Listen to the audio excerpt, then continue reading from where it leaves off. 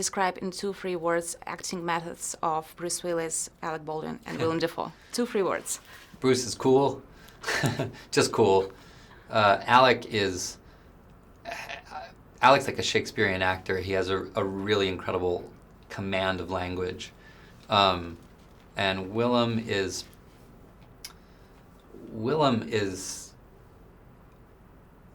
amazing. What's the right word for Willem? He minds the inside life and the presentation at the same time. He's got like a quality of, you can see the levels in him. I don't know what the right word for that is. He has multi-dimensionality. When I saw your beard, I was wondering if it's coming from the lighthouse or is it coming... It was before the lighthouse. It's longer in the lighthouse. Okay. In fact, there's a little bit of a story, because when Edward asked me to do this, I said, I'd love to, but I can't do it because I'm growing this beard for the lighthouse, because I'm not going to wear a fake beard for that. And I felt like, number one, I'll stick out because everybody in New York was clean-shaven in the 1950s. And also I didn't like the feeling somehow organically that I was like that character in the lighthouse already physically for this. And he said, wait, let me think about it. So about a day later he called and he said, no, it'll be fine. I really would love you to do this. So I thought, okay, I don't know. But actually it works out quite well.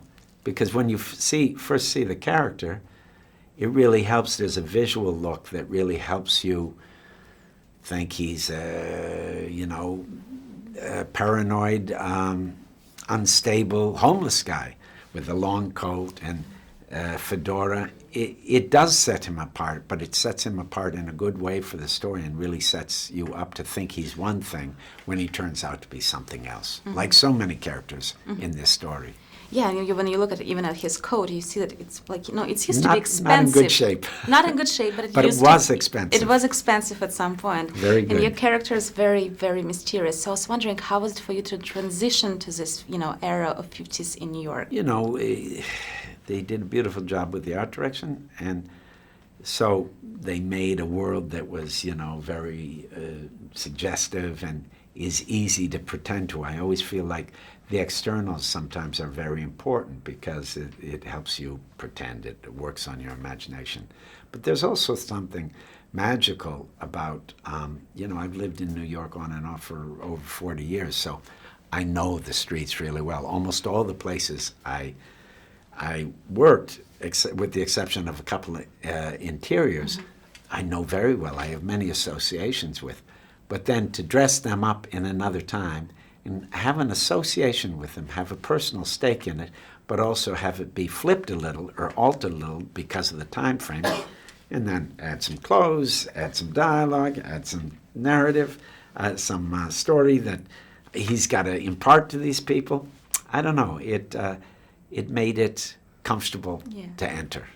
You mentioned, working in New York. I live in New York, and Edward Norton lives in New York, Alec Baldwin lives. How is it for you for all to work, in a city where you live, where you home? Nice. Do you go in breaks to take tea or something? Yeah, very nice. I've walked to work quite a few times, actually. It's a nice feeling.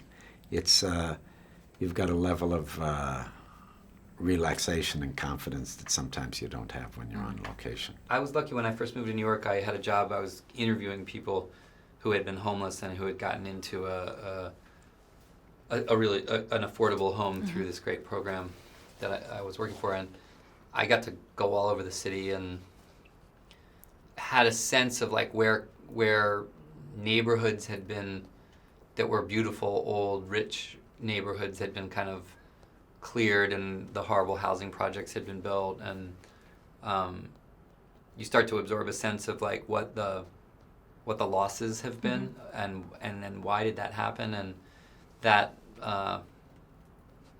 all of that kind of affected me. It made it a subject of interest to me. Oh, it's a dream. I mean, I've grown up watching New York on films and TV, and for me, I love the city. I mean, the film really is a love letter to New York. It's the iconic locations that we've got to shoot in. So yeah, it was an absolute treat. You know, one of the greatest surprises in this movie for me became the soundtrack from Tom York. So I was wondering how it was to work with him, and you know, Tom's it's like another rare gem. yeah, Tom's one of the great songwriters of our generation. He captures an emotional longing within a sense of kind of how difficult the pressures of modern society can be. He's very unique that way. And I thought, I love that, his work. I love his kind of haunting ballads. I thought the idea that his voice is sort of Lionel's inner musical landscape was compelling. But I also knew we wanted there to be a jazz language, so we even worked the trumpet and the bass into Tom's song and gave it a connective tissue with the stuff that Wynton Marsalis was doing for us on a jazz level. And it sometimes you don't know how those mashups are going to work, but it worked really, oh really my God, well. yeah, it's so beautiful. The music is spectacularly hypnotic. This composer, Daniel Pemberton, I think is one of the really great talents coming up in film music right now. And I would say that was one of the categories that really exceeded even my hopes. I was like, wow, this has turned out really, really well. Yeah. It's really elevating the film. Talking about, you know, setting of the novel in 50s and 60s, about your costumes, I was wondering if you can share that, like, you know, because it's a very different costume. You have to wear corsets and, like, undergarments. Yes. I'm afraid women in the 50s wore girdles. That was de rigueur. Pointy bras. The silhouette was very specific, quite dainty. And, you know, our phenomenal costume designer, Amy Roth, did such a beautiful job. I think, you know, we knew that this sort of had a noir quality, but we didn't want Laura to be overly glamorized like a femme fatale, you know, because she is an educated woman. She's a community activist. She knocks on people's doors and travels on the subway. So we needed her to feel approachable and grounded.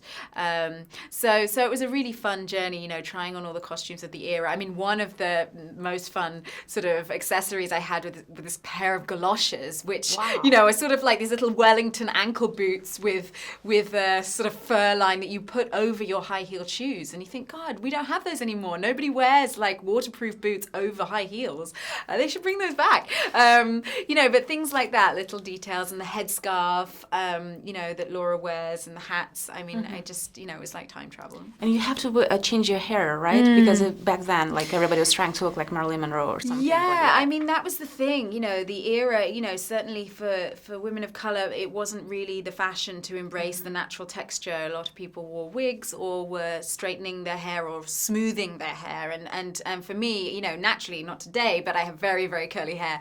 And so we actually did what they would have done in those days, which is they put my hair in rollers, wet, what's called a wet set. And then they put me under the dryer, like one of those 1950s dryers, for 45 minutes every morning. So I was able to appreciate, you know, the price that women went through to achieve that, you know, aesthetic for the time. Is there anything you felt nostalgic about that time? Definitely the music. I mean, the music and the cars were pretty cool as well. I have to say, Lionel's car was pretty amazing, having a ride in that. But yeah, Did you drive it? No, I didn't get to drive. Well, you know, because in the story he gives my character a ride. Unfortunately, I didn't get a chance to take it for a spin.